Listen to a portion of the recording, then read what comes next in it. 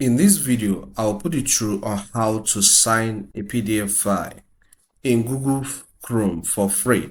Alright, ensure you are using updated version, but for most PCs, Windows and other operating systems, once there is a change, it gets updated automatically. So let's get into it. First, get to where you save the file in your PC. So I'll click on my file explorer. I'll get to documents. So let's get to the file. So look at the file here, which I named school application later. All right. So once you get to the file, click on it just once, then right click. From the list of options, select open with, and you'll be given so many options. Select Google Chrome. All right.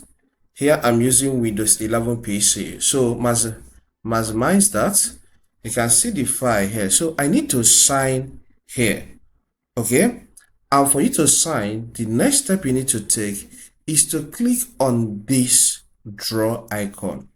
All right. You can see it here. So click on it. Then select the color of the pen you want to use. Black is selected by default. But if you want a different color, just click on it. And then you take your cursor to the place and sign. Alright, let's say let me go with black color. So if your PC is still touch screen, you can still use your finger to sign. So here, let me use my finger to sign. And the signature is signed. So once you do that, the next step is to save the file. For you to save it, click on this download icon.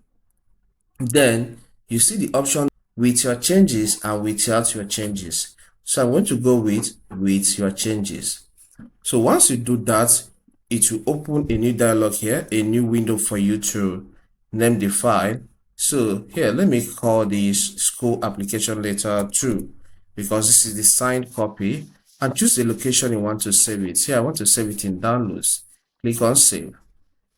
So the file is now saved. So I can close my browser now. If it doesn't open automatically, okay, let me get to downloads. I'll open it by myself.